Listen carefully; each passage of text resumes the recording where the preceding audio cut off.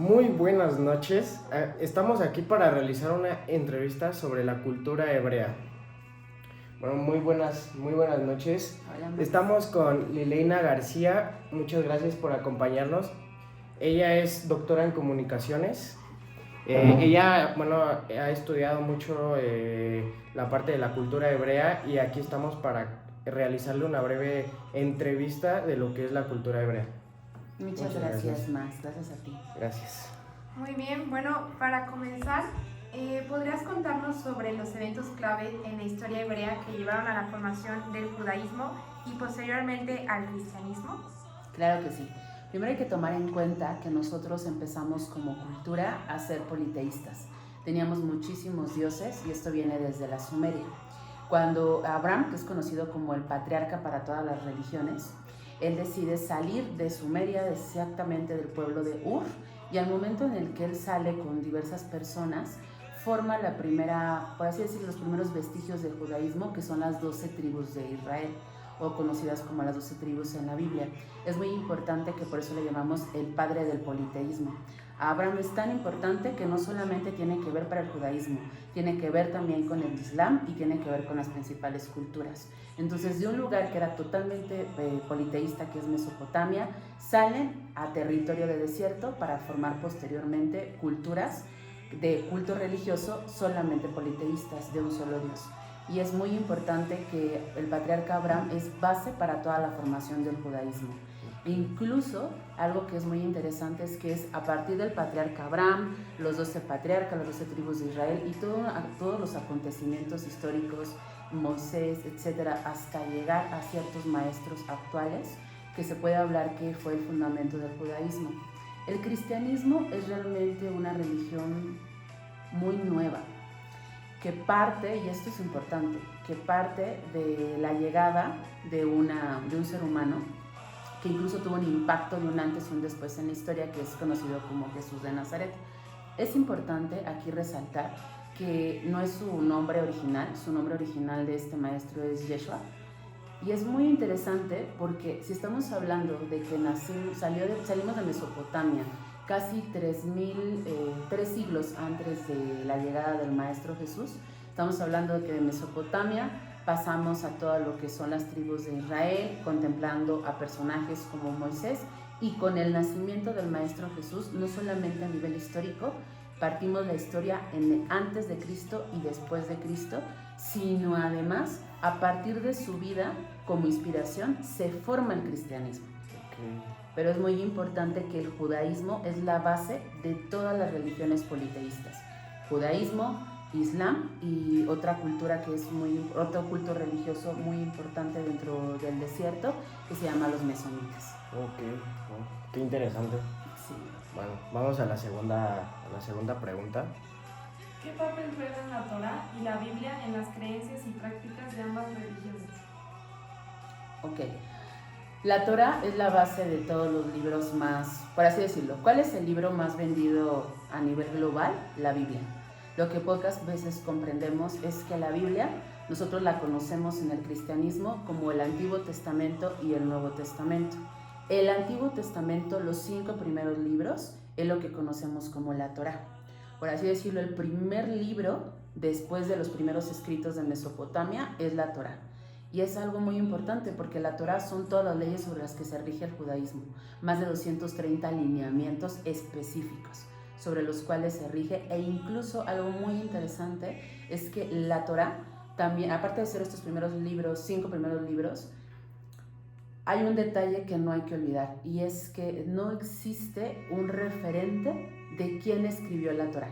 Sabemos que es un libro divino, o dentro del judaísmo es un libro divino, que incluso se dice que fue dado, los libros divinos, o lo que nosotros llamamos textos divinos, es que fueron dados a través de una revelación de Dios a un profeta. Y también algo muy interesante de la Torá, además de tener los lineamientos sobre los cuales se rige la vida del hombre y la mujer judía, es que la Torá, además de que no tiene este origen de quién fue el autor, es el libro más traducido a nivel mundial. Ha llegado a más idiomas de los que se imaginan y, como mencionamos, es conocido en el cristianismo como el Antiguo Testamento. y realmente es la base de lo que hoy conocemos como Biblia. Nada más como detalle curioso, Okay. la Biblia que nosotros conocemos, o el Nuevo Testamento, recordemos que es a partir de la vida del Maestro Jesús o Yeshua. Y algo también muy interesante es que nosotros, si recuerdan, solamente conocemos, por ejemplo, 4 versiones, según San Marcos, según San Mateo, etc.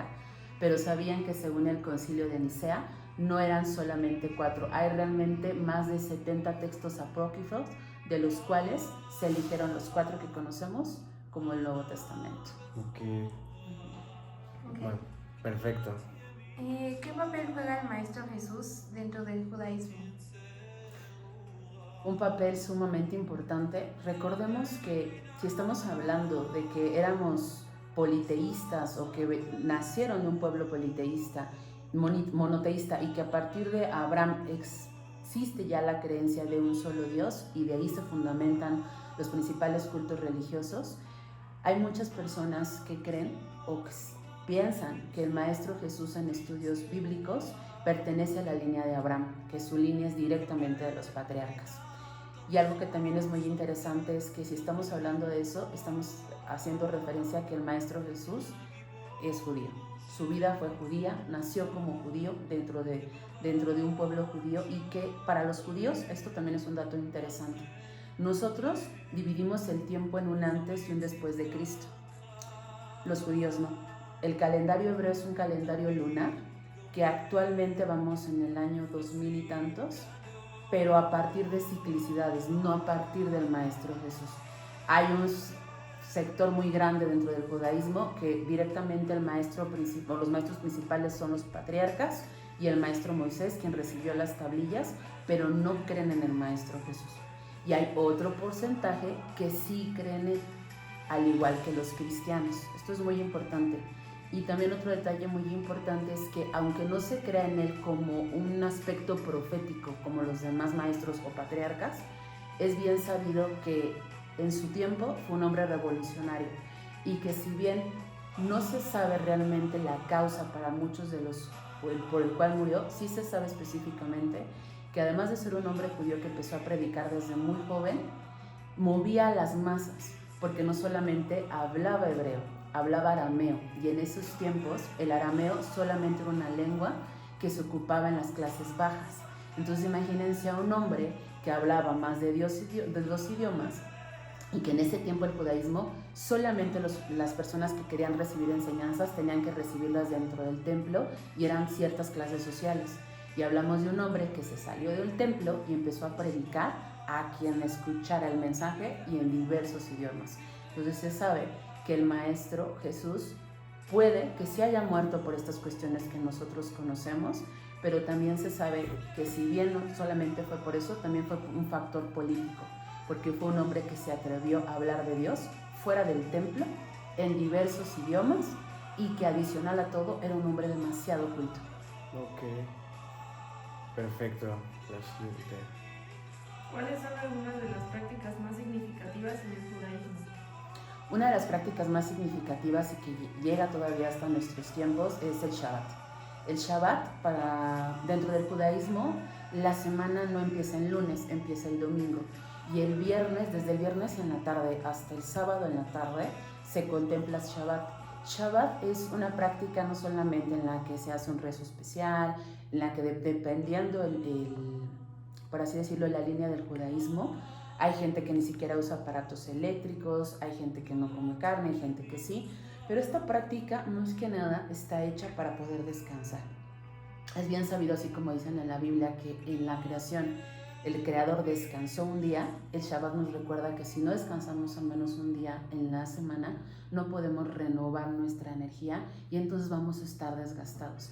En otros niveles y en un aspecto más profundo y religioso, curiosamente en Shabbat se celebra, que es algo que pocas personas a veces saben, no solamente un aspecto de Dios masculino, sino un aspecto de Dios femenino. El Shabbat habla y toca la energía de Dios en un aspecto nutricio, y también por eso nos pide descansar. Es una de las prácticas más conocidas, sin importar si es un judaísmo ortodoxo o un judaísmo mucho más libre. Ok, Qué interesante. Bueno, muchas gracias, esas serían todas las preguntas. Perfecto, bueno, con esta gran información nos ha ayudado pues a comprender un poquito más de lo que es la cultura. Yo creo que muchas cosas, de lo que nos ha comentado, muchas cosas se usan hoy en día y yo creo que se ha cambiado mucho la forma de ver a Jesús.